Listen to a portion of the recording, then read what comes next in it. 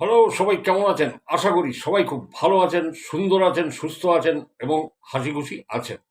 আমি সৌম্য মুখার্জি অশরীরী চ্যানেলে আপনাদের সঙ্গে আজ বুধবার 28 তারিখ। কেউ কেউ বলেন যে ঘটনা একটু ছোট করুন, কেউ বলেন ভিডিও একটু শর্ট করুন, আবার কেউ কেউ বলেন না অনেক বড় ঘটনা শুনতে অনেক বেশি ভালো লাগে। তো দেখুন, আমাকে তো একটা প্যারালাল করে চলতে হয়। তা এ কয়দিন যে আমি ঘটনা আপনাদের শুনিয়েছি, সবটাই 50 মিনিট, যার ডিউরেশন 49 মিনিট, 48 মিনিট, ঠিক এইরকম আমি ভিডিও আমি করেছি বা ঘটনা বলতে আমার সময় লেগেছে। তো আজকে আমি একটু মানে ছোট ছোট দুটো ঘটনা বলবো, যাতে মানে ভিডিও ডিউরেশন একটু কম হবে। তো যাই হোক, ঘটনা দুটো শুনুন। আর আপনারা জানেন তো, প্রতিবারের মতো আমি কোনো বই পড়া ঘটনা আমি বলি না। মানুষের জীবনে ঘটে যাওয়া ঘটনা এখনো পর্যন্ত বলে এসেছি এবং সেটাও বলে যাচ্ছি, এবং সবসময় চেষ্টা করি সেইটা বলবার। পূর্ব মেদিনীপুর থেকে এক ভাই, তিনি আমার পরে বোধহয় একটু রাগ করেছেন। ভাই, রাগ করবেন না। আপনি আসানসোলের পরে যে ঘটনা আমাকে পাঠিয়েছেন, আমি শুনেছি, কয়েকবার শুনেছি, আপনাকে ফোনও করেছিলাম আপনার থেকে বিস্তারিত শোনবার জন্য। আরও একবার আমি ফোন করব, কারণ আপনার ঘটনার বেশ কিছু ক্লাইম্যাক্স আছে। সেখানে পৌঁছতে গেলে এমন কোনো ব্যাপার নয় যে আজকে আপনি ঘটনা পাঠিয়ে দিলেন, আমি হয়তো আমার দেরি হতে পারে, 2 মাস 3 মাস আমার দেরি হয়ে যেতে পারে। কারণ এখনো আমি মনে আছে রিমা বা সঙ্গমিত্রা, এদের কারুর ঘটনা কিন্তু তারা অনেক আগে পাঠিয়েছে, আমি তাদের ঘটনাও বলিনি। কারণ কিছু কিছু ঘটনা আছে, কিভাবে সাজাবো সেটা আমাকে মানে সাজিয়ে নিতে হয়। তাই এইগুলো না, তা নাহলে আপনাদের শুনতে ভালো লাগবে না। এবার আপনি তো ঘটনা পাঠালেন, এবার আমি কিভাবে সেটা বলবো সেটা আমাকে ভাবতে দিন। সুতরাং অযথা রাগ করবেন না, আমি আপনাকে আরেকবার ফোন করব নিশ্চয়ই আপনার ঘটনা বলার আগে। এবং যারা যারা ঘটনা পাঠিয়েছেন আমি সবার ঘটনাই বলবো, ঠিক আছে? একেবারে নিছক যদি আজে বাজে ঘটনা না হয়, বা আমি যদি মনে করি যে না এই ঘটনাটা ঠিক নয়, তাহলে আমি বলবো না। আর যদি মনে করি যে আমি হ্যাঁ এই ঘটনাটা, তা আপনি যে ঘটনা পাঠিয়েছেন ঘটনাটা মোটামুটি ঠিক আছে, আমি বলবো, ঠিক আছে? তবে কয়েকটা জায়গা আমি একটু কনফার্ম হতে চাই। আবার আপনাকে আমি ফোন করব যদি আপনার আপত্তি না থাকে। তো চলুন, আজকে যে ঘটনা আমি বলি আপনাদের, এই ঘটনাটা ধরুন এই যে পাটুলি বলে যে জায়গাটা আছে, আমার মনে হয় সম্ভবত ওটা বোধহয় কালনা কাটোয়ার লাইনে মনে হয়। যে ওখানকার একটি ছেলে আমাকে এই ঘটনাটা বলেছে। ঘটনাটা এরা পাড়াতুতো পিসিকে নিয়ে। পাড়াতুতো পিসি মানে যাকে পিসি পিসি সম্বোধন করার ওনার অনেক বয়স হয়েছে। ব্যাপারটা হচ্ছে পাটুলিতে এনার বাপের বাড়ি। বাপের বাড়ি পাটুলিতে, কিন্তু এনার বিয়ে হয়েছে আমি বলি মানে আহ, কালনা টু বর্ধমান যে বাস রুটটা আছে, মানে বাসটা যেখানে যায়, ওইখানকারই কোনো মধ্যবর্তী জায়গায়, আমি জায়গাটার নামটা নিলাম না কারণ জায়গাটার নামটা বলতে আমাকে মানা করা হয়েছে, ঠিক ওই জায়গায় ওনার শ্বশুর বাড়ি। এই কালনা টু বর্ধমান যেতে যে কোনো একটি জায়গায় এনার শ্বশুর বাড়ি। তা এই পিসির দুটি মেয়ে একটি ছেলে। তো মেয়ে দুজনকে তো বিয়ে দিয়ে দিয়েছেন। দুই মেয়ে দুই জায়গায় বিয়ে হয়েছে, এবং ছেলেটি ছোট, ছেলেটি আহ, অন্য রাজ্যে আছে, চাকরি করে। ওয়েস্ট বেঙ্গলে নয়, অন্য রাজ্যে চাকরি করে। তো এই পিসি এই ছেলেটিকে একটি ঘটনা শুনিয়েছিলেন এনার স্বামীর ব্যাপারে, কারণ অভিজ্ঞতাটা ওনার হয়নি, ওনার হাজবেন্ডের হয়েছে। এবার কি অভিজ্ঞতাটা হয়েছিল আপনাদের বলি। ঘটনাক্রমটা এই 85 থেকে 90, কারণ আজকে ওনার অনেক বয়স হয়ে গেছে, ঠিক গুছিয়ে বলতে পারেননি। মানে উনি বলেছেন আনুমানিক 85 থেকে 90 সালের ঘটনা। বললো যে আমার মানে কোনো কারণে উনি বাপের বাড়িতে এসেছিল। ছেলেরা তো অন্য রাজ্যে থাকে ছেলে, আর ওনার দুই কন্যার তার তো দুই জায়গায় বিয়ে দিয়েছেন, সুতরাং হাজব্যান্ড অ্যান্ড ওয়াইফ দুজনেই থাকেন। তো উনি কোনো কারণে পাটুলিতে এসেছিলেন। সম্ভবত এটা 90 সালের ঘটনা। তো পাটুলিতে এসেছে উনি, বাপের বাড়িতে দিন সাথে উনি ছিলেন। তার মধ্যে ওনার হাজব্যান্ডের সঙ্গে ঘটনাটা ঘটে, এবং ওই পিসি যখন এই 7 দিন বাদে বাপের বাড়ি কাটিয়ে উনি যখন বাড়িতে যান, তখন ওনার হাজব্যান্ড ওনাকে এই ঘটনাটা শুনিয়েছিলেন। ওনার হাজব্যান্ড একটা প্রাইভেট কোম্পানিতে চাকরি করতেন এবং অসম সাহসী লোক ছিলেন। কোনো ধরুন এই ধরনের এই ভূত প্রেত এগুলো তো উনি মানতেনই না। আর দ্বিতীয় হচ্ছে চোর ডাকাত এগুলো তো উনি অত বিচরণ, খুব সাহসী মানুষ। তো পিসি যখন 7 দিন বাদে যখন নিজের বাড়িতে গেছে, তখন ওনার হাজবেন্ড বলছে যে ওনার সাথে পরপর 3 দিন 3টে ঘটনা ঘটে, যে ঘটনায় উনি খুব বিচলিত হয়ে পড়েছিলেন। প্রথম ঘটনাটি ঘটে পিসি বাপের বাড়ি আসার যেদিন এসছেন সেই দিন রাতে ঘটনাটা ছিল এরকম যে উনি শুয়ে আছেন, খাটে শুয়ে আছেন, ধরুন একটা লুঙ্গি আর একটা হয়তো গায়ে গেঞ্জি দেয়া, সেই অবস্থাতে উনি শুয়ে আছেন। তখন তো অত ওই যে জায়গায় বিয়ে হয়েছে ওখানে নাইট ল্যাম্প এইসবের কোনো চল নেই। ঘরে হয়তো মৃদু হারিকেন বা লম্ফ এরকম কিছু জ্বালা টালা ছিল। আর উনি মাথার কাছে একটা টর্চ নিয়ে শুতেন, মাথার কাছে একটা টর্চ। তো ওই উনি ঘুমিয়ে আছেন, হঠাৎ মনে হলো ওনাকে কেউ ঠেলা দিল। মানে আমরা যখন কাউকে ঘুম থেকে জাগানোর জন্য ঠেলা দিই, তখন কেউ ঠেলা দিল। তা ঠেলাটা খেয়ে না উনি উঠে বসেছেন। উঠে বলতে বললেন, কে ঠেলা দিল আমাকে এইভাবে? বাড়িতে তো কেউ নেই। আর ওই হারিকেন বা যাই বলুন তার আবছা আলোতে কিছু দেখাও যাচ্ছে না। তো উনি তখন টর্চটা জ্বাললেন। টর্চটা জেলে উনি যা দেখলেন, মানে এক পলক দেখেছিলেন যে হুবহু ওনার মতো দেখতে, হুবহু, একদম যেন ডিটো উনি একদম। মানে উনি যেরকম পোশাক পরে উনি রাত্রে শুয়েছেন, ঠিক একই পোশাক পরা, ওই রকম লুঙ্গি, ওই রকম গেঞ্জি গায়ে, যেন উনি ওনাকেই দেখছেন। এইরকম এক ঝলক উনি টর্চ মেরে কিন্তু দেখেছিলেন। এটা প্রথম রাতের ঘটনা। দ্বিতীয় রাতেও ঠিক একই ধরনের ঘটনা ঘটে ওনার সঙ্গে। উনি ঠিক নিজের মতো দেখতে ওই লোকটাকে উনি দেখেছিলেন, যে খাটের সামনে দাঁড়িয়ে থাকে।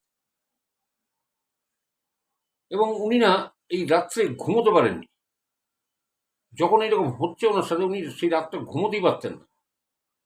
এবং তৃতীয় দিন যে ঘটনাটা ঘটলো সেটা আরো মারাত্মক। উনি শুয়ে আছেন, মনে হচ্ছে ওনার হাত ধরে কেউ টান দিচ্ছে। আর উনি পুরো জেগে গেছেন। সেই লোকটি তাকে হাত ধরে টেনে নিয়ে যাচ্ছে, এবং টেনে নিয়ে যেতে যেতে উনি দরজা খুলে বাইরে বেরিয়ে গেছেন। বেরিয়ে গিয়ে লোকটা তাকে ইশারা করছে কোনো একদিকে আসার জন্য, এরম ভাবে ডাকছে। উনি মন্ত্রমুগ্ধের মতো তার পিছন পিছন পিছন পিছন চলে যাচ্ছেন। উনি কোথায় যাচ্ছেন, কেন যাচ্ছেন, কে লোকটা, যাকে হুবহু ওনার মতো দেখতে, উনি কিন্তু কিছুই জানেন না, কিছু বুঝতেও পারছেন না। আনমনে উনি ওই লোকটার পিছন পিছন সোজা হেঁটে চলে যাচ্ছেন। ভোরের আলো যখন ফুটেছে তখন উনি দেখেন উনি একটা বড় জলাশয়ের সামনে উনি দাঁড়ানো, ওনাদেরই এলাকার, কিন্তু কিছুটা দূরে একটা জলাশয়ের সামনে দাঁড়ানো। এবার কোনো এক পরিচিতর সঙ্গে ওনার দেখা। সেই লোকটি এনাকে দেখে অবাক। উনি জিজ্ঞাসা করেন যে আপনি এত সকালে এই জলাশয়ের সামনে দাঁড়িয়ে কি করছেন? তো উনি কোনো উত্তর দিতে পারেননি। উনি নিঃশব্দ ওখান থেকে হেঁটে বাড়ি চলে এসেছিলেন। এবং পিসিমা যখন ওই পাটুলি থেকে ওনার বাড়িতে গেছিলেন, তখন ওনার হাজব্যান্ড এই ঘটনাটা পিসিকে বলেছিলেন যে তার সঙ্গে সঙ্গে এই ঘটনা, তার সাথে এই ঘটনা হয়েছে পরপর 3 দিন, এবং তিনি ভালো করে ঘুমোতে পারেননি। এবং এই ঘটনাটা পিসিকে উনি বলেছেন ঠিক 7 দিনের মাথায় ভদ্রলোক কিন্তু মারা গেলেন। 7 দিনের মাথায় ভদ্রলোক মারা গেছিলেন। জানি না এর সঙ্গে কোনো মানে কি সম্পর্ক আছে, কে তাকে ডাকতে এসেছিল, যাকে হুবহু তার মতো দেখতে। জানি না তার নিজের প্রতিচ্ছবি কিনা, কারণ আমি বিভূতিভূষণ বন্দ্যোপাধ্যায়ের লেখায় আমি পড়েছি এইরকম, যে ওনারও ওই যে আমরা স্পিরিট বা আত্মা যেটা বলি, সেটা ওনার দেহ ছেড়ে বেরিয়ে গেছিল। মানে উনি রাস্তা দিয়ে পায়চারি করছেন, দেখছেন উনি টেবিলে বসে, জানলা দিয়ে দেখতে পাচ্ছেন উনি টেবিলে বসে, খাতা কলম নিয়ে উনি টেবিলে বসে আছেন, উনি জানলা দিয়ে দেখতে পাচ্ছেন। ঠিক এইরকম একটা ঘটনা আমি পড়েছিলাম। তো জানি না এগুলো কিভাবে হয়, কেন হয়। যারা আমাকে শেয়ার করেন, আমি আপনাদের সঙ্গে শেয়ার করি ঘটনাগুলো। শুনে আমারও খুব অবাক লাগে যে এই আধুনিক বিজ্ঞানের যুগে কিভাবে এই ঘটনাগুলো ঘটে। তো আমি আপনাদের জানালাম ঘটনাটা। দেখুন কত ছোট ঘটনা হচ্ছে, কত মারাত্মক। যে মাত্র 7 দিনের মধ্যে, ওই ঘটনা হওয়ার 7 দিনের মধ্যে ভদ্রলোক মারা গেছিলেন। তো চলুন আমি এইবারে পরের ঘটনায় যাই। এই পরের ঘটনাটা বলতে গেলে এটা নদিয়া ডিস্ট্রিক্টের ঘটনা। ঘটনাটি যে ছেলেটি আমাকে পাঠিয়েছে তার ছোট মেসোমশাই, তার নিজের যে ছোট মেসোমশাই, ওনার নামটা হচ্ছে রমেশচন্দ্র সিনহা, এবং ওনারই খুড়তুতো এক ভাই যার নাম উমেশ, উমেশ বাবু, এবং তার পরের ভাইয়ের নাম হচ্ছে নরেশ বাবু। এখন এই রমেশচন্দ্র সিনহা তিনি ওই করতেন, ওই ব্যবসায়ী ব্যবসায়ী লোক। আর এই উমেশ বাবু, ইনি সেন্ট্রাল গভর্নমেন্টে, মানে এই নদী বাঁধ ডিপার্টমেন্ট আছে, ঠিক আছে, এখানে কাজ করতেন, এবং উনি ভোপালে পোস্টিং ছিলেন, বুঝতে পেরেছেন। আর তার পরের ভাই যে নরেশ বাবু, উনি চাষাবাদ করতেন। তাই উমেশ বাবুরও না, মানে যখন উনি চাকরি পাননি তার আগে থেকে উনি চাষাবাদে খুব মানে সিদ্ধহস্ত, মানে গাছ টাছ লাগানোর ওস্তাদ মাস্টার, এবং বাগান করতে খুব ভালোবাসত। তাই ইনি তো চাকরি পেয়ে উনি চলে গেছিলেন, বহু বছর ওখানে আছেন। ওনার রিটায়ার করতে আর বেশি বাকি নেই, হার্ডলি 3 মাস আছে, মনে হয় এই সেপ্টেম্বরে উনি রিটায়ার করে যাবেন। তা এর মধ্যে উনি এসছিলেন একদিন, এই যে অপারেশন সিন্দুর হলো না, যেটা ওই পাকিস্তানি ঘাঁটিগুলো করলো, জঙ্গি ঘাঁটিগুলোকে, ঠিক সেই সময় উনি এসেছিলেন, কিন্তু ওনার ছুটিটা ক্যান্সেল হয়ে যায়, এবং ওনাকে দুটো কাজে যোগ দিতে বলা হয়। তা যেদিন ঘটনাটা আমার কাছে এসছে তার আগের দিন হয়তো উনি রওনা হয়ে গেছে হাওড়া থেকে, মানে আমি যতটা জানি। এবারে তো উনি যখন এসছিলেন তখন এই ছেলেটি ওর কাছে যায়। তখন এই ছেলেটিকে উনি এই ঘটনাটা শুনিয়েছিলেন। ঘটনাটা প্রি কোভিড ইয়ারের 2018 সালের ঘটনা। ঘটনাটা এরকম ছিল যে উনি তো নদীবাঁধ ডিপার্টমেন্টে উনি চাকরি করেন সেন্ট্রাল গভর্নমেন্টে, যেটা ভোপাল থেকে 18 কিলোমিটার দূরে। এবার উনি কিন্তু প্রপার ওই ভোপালের পরে থাকতেন, ওখান থেকে আরো 5 কিলোমিটার দূরে একটা গ্রামে, গ্রাম্য এলাকা উনি থাকতেন। তো আমাকে যা বর্ণনা দেওয়া হয়েছে তাতে বলা হয়েছে যে আমাদের এখান থেকে যেমন ধরুন প্রপার ক্যালকাটা, সেখান থেকে আপনি বারাকপুর টারাকপুরের দিকে চলে যাচ্ছেন, আরও 8-10 কিলোমিটার আগে কি 15 কিলোমিটার আগে চলে যাচ্ছেন, আপনি মোটামুটি একটা টাউনশিপ বা পাবেন। কিন্তু ভোপালের ওখান থেকে বলছে আপনি যদি 5 কিলোমিটার ভিতরে ঢুকে যান তাহলে কিন্তু আজাংড়া আখাড়া গ্রাম আপনার চোখে পড়বে, ঠিক আছে। ঠিক ওই রকম একটা জায়গাতে উনি কিন্তু থাকতেন, এই উমেশবাবু। এবং উনি যার বাড়িতে থাকতেন, মধ্যপ্রদেশী ওই ভদ্রমহিলা, উনি বিধবা। ওনার দুই ছেলেই বিদেশে থাকে এবং দুটি মেয়ে। দুটি মেয়ের মধ্যে একটি মেয়ের বিয়ে হয়েছে, দুটি মেয়েরই বিয়ে হয়ে গেছে, তার মধ্যে একটি মেয়ের বিয়ে হয়েছে আমাদের এই কলকাতায়। ফলে উনি, উমেশবাবু ওই বাড়িতে থাকতেন, ভাড়া থাকতেন। তো ওই জন্য উমেশবাবুকে উনি বেটা বেটা সম্বোধন করতেন, ওনার খুব পছন্দ উমেশবাবুকে। যেহেতু এক মেয়ের বিয়ে কলকাতায় হয়েছে, বাঙালি, তাই উনি উমেশবাবুকে খুব করতেন, বেটা বেটা সম্বোধন করতেন। তো যাই হোক, উপরে ওই ভদ্রমহিলার 3খানা রুম, একটা 14x16, ওটাতে উনি নিজে থাকতেন। আর উপরে কোণের দিকে এরকম গোটা 3 ঘর আছে, উপরে নিচেও 3টে ঘর আছে। আর উপরের আর একটা ঘরে কাজের সর্বক্ষণের একটা ছেলে, সেই থাকতো, মানে রান্নাবান্না করে দেওয়া ওনাকে, এই সমস্ত। আর উমেশবাবু যতই মানে নদীবাঁধ ডিপার্টমেন্টে বা সেন্ট্রাল গভর্নমেন্টে চাকরি করুন, ওই গ্রামে ওনাকে সবাই মাস্টারজি মাস্টারজি বলে রাখত। মাস্টারজি কথার অর্থ হচ্ছে উনি ছাত্র পড়াতেন ওখানে, এবং ওই ছাত্র কিন্তু কেউ মাইনে দিত না, ওখানে মাইনে দেবার চল টল এসব কিন্তু নেই, তারা পড়তে আসতো। কেউ ক্লাস 11-12 পড়ে এরকম, তাদের উনি অঙ্ক টঙ্ক এগুলো করাতেন, সায়েন্স গ্রুপটা পড়াতেন। এরা করতো কি, ওই মাস্টারজির জন্য ওই রাতের খাবার নিয়ে আসতো পালা করে করে। ধরুন আজকে এ দেবে, তারপরের দিনকে আরেকজন দেবে, তারপর দিন এরমভাবে আসতো পালা করে করে খাবার আসতো। আর সকালবেলা উনি যা হোক ওই একটা চাপাটি রুটি টুটি একটা বানিয়ে খেয়ে দিয়ে উনি অফিস চলে যেতেন, ঠিক আছে। রাত্রেবেলা আবার ছাত্রদের বাড়ি থেকে খাবার আসতো, সন্ধ্যেবেলায় উনি ফিরে ছাত্র পড়াতেন। তো এই যে ভদ্রমহিলার বাড়িতে উনি থাকতেন মধ্যপ্রদেশে, এনার বাড়ির বর্ণনাটা দিই। দোতলা বাড়ি, উপরে আমি বলেছি 3খানা ঘর, বড় ঘরটা ওই ভদ্রমহিলা থাকতেন। কোণের একদিকের একটা ঘরে ওই কাজের ছেলেটি সবসময় থাকতো। নিচে 3টে ঘর খালি পড়ে আছে, তার মধ্যে একদম বারান্দার দিকে যে একদম লাস্টের দিকের ঘরটা, ওটাই উমেশ কাকু থাকে। তো ওই ভদ্রমহিলা, আর বাড়িটা চারপাশে না সবেদা গাছ, প্রচুর সবেদা গাছ। তা বলছে ওখানে আবাদি টাবাদি খুব একটা হয় না, মানে জায়গা, মানে এই যে আপনি যে বাজারে থলে হাতে টুক করে বাজারে যাবেন, উচ্ছে আলু পটল মূলো সমস্ত কিনে ফিনে আনবেন, এগুলো কোনো কিন্তু সেরকম নেই ওখানে। ওখান থেকে 1-1.5 কিলোমিটার দূরে আপনি ওগুলো পাবেন, কিন্তু ওই জায়গাটার মধ্যে কিন্তু ওইরকম কোনো বাজার টাজার কিছু নেই। ওখানে করে গিয়ে ওই মাথায় সেই নিয়ে, বড় ঝুড়ি নিয়ে এরকম বিক্রি করতে আসে। কোনো একটা জায়গায় সে দাঁড়ালো, সবাই গিয়ে সেখান থেকে কিনে নিল, ঠিক এরকম একটা ব্যাপার।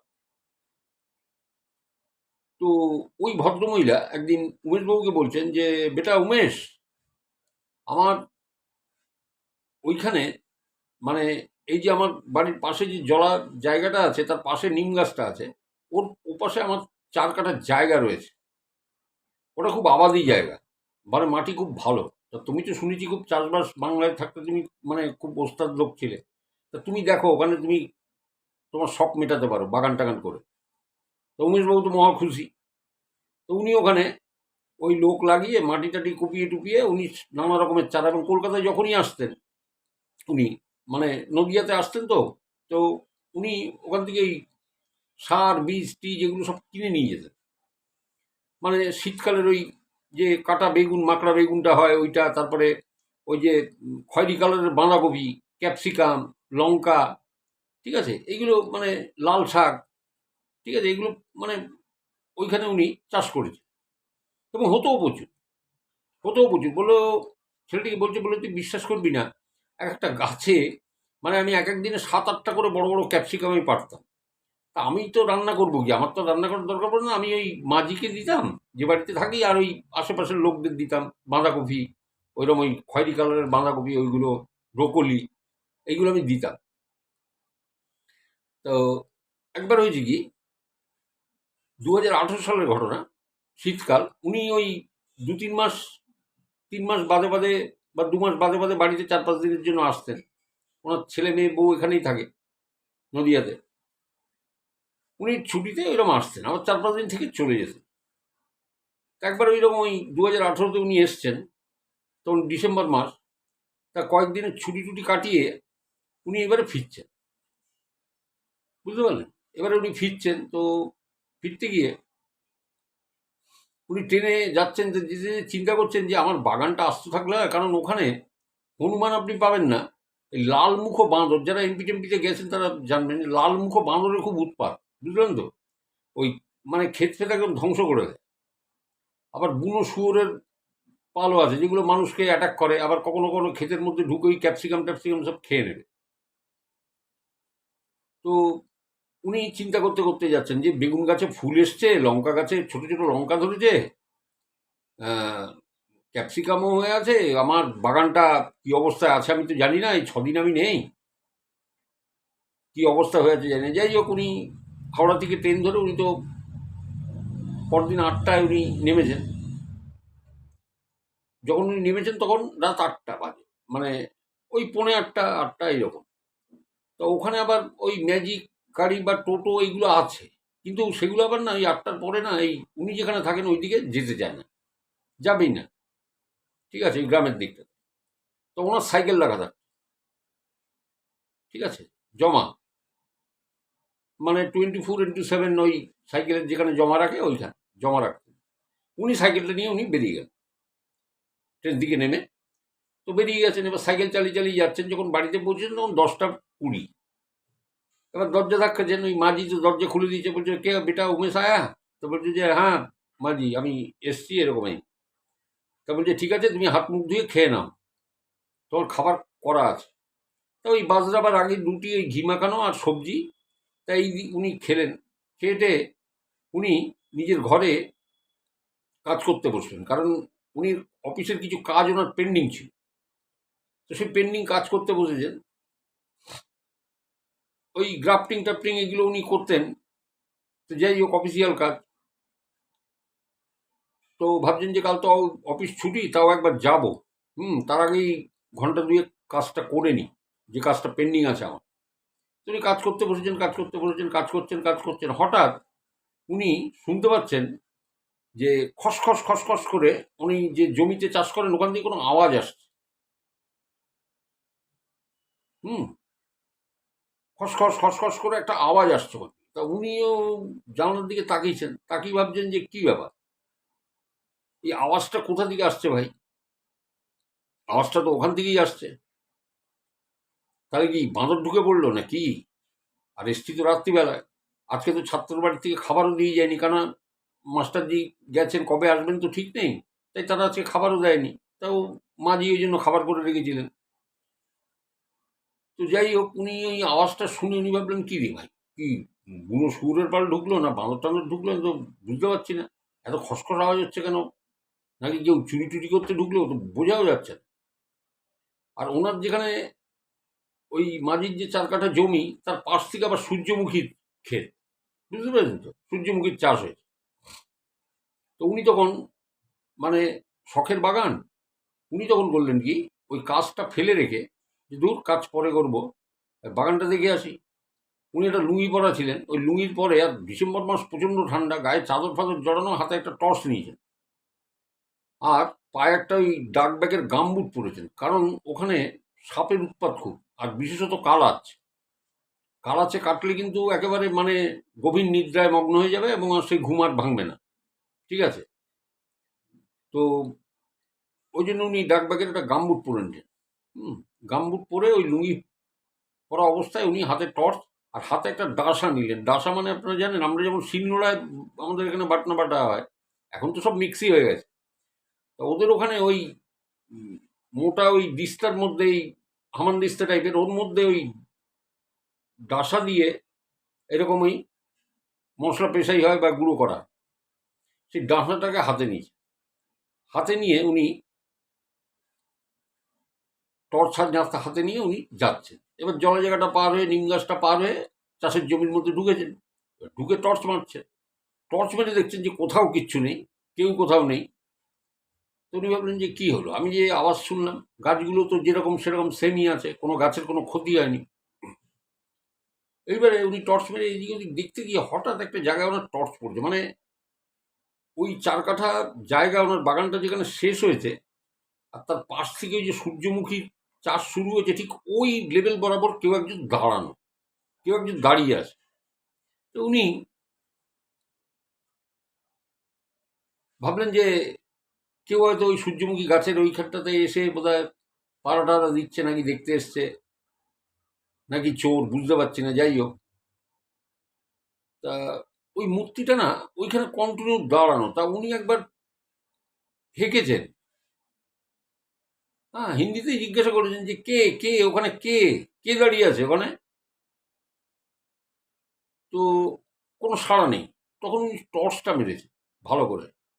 টর্চের আলোতে উনি যা দেখলেন, যে কোনো একটা মহিলার অবয়ব, ঠিক আছে, এবং তার মাথাটা নেই, এখান থেকে নেই মাথাটা,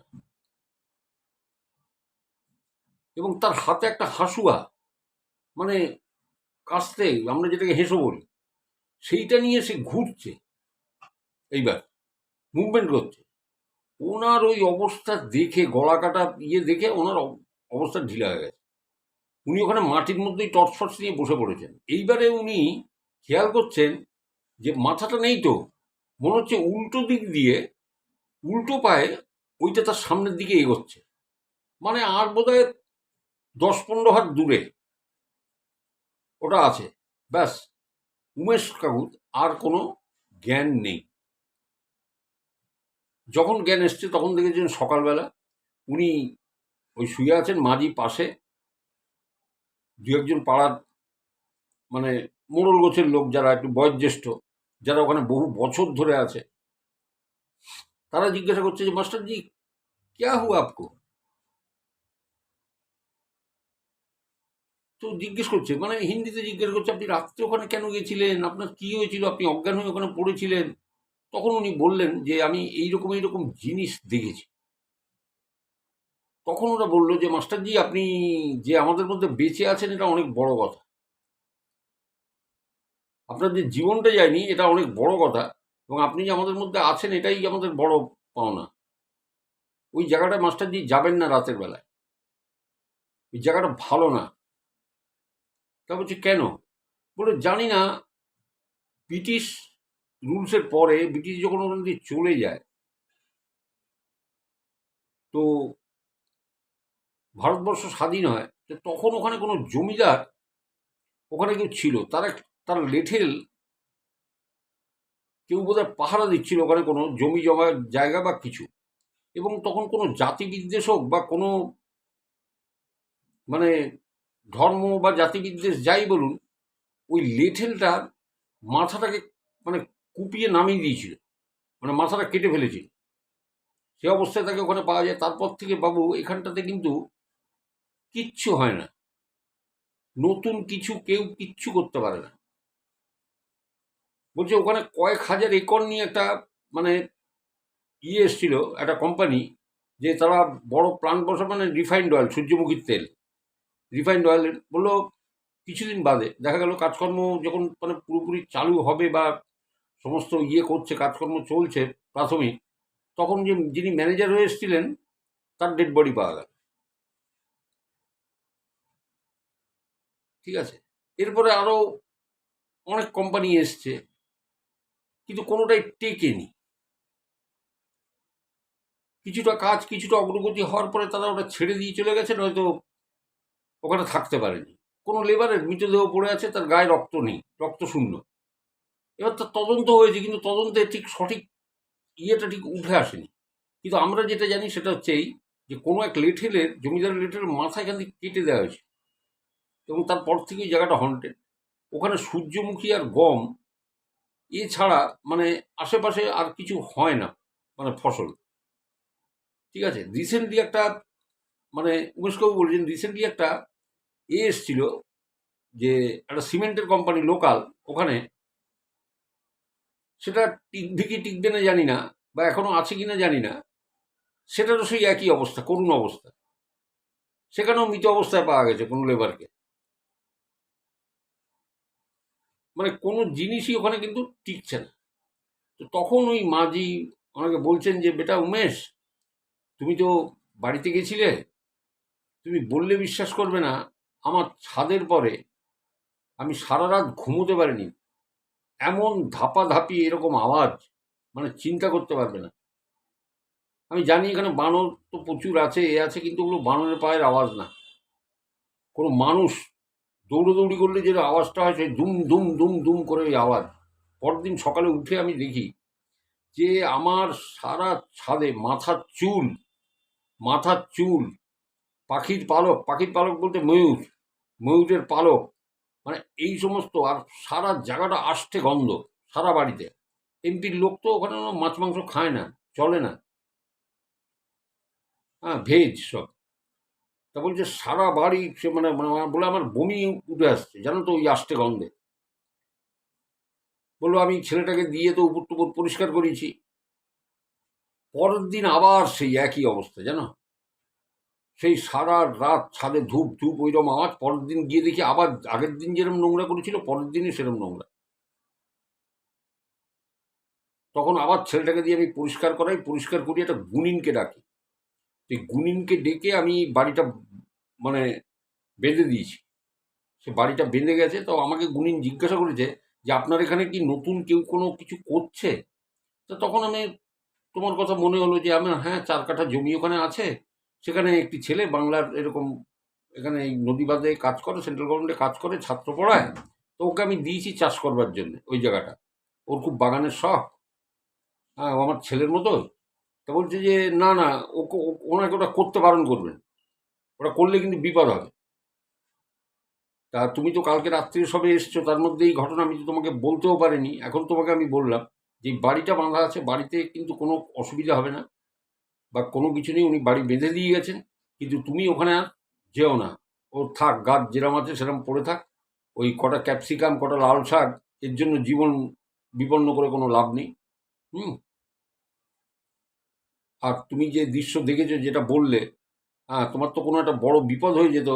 আহ, দেশে তোমার ছেলে বউ সব রয়েছে, সুতরাং এটা তুমি আর করো না।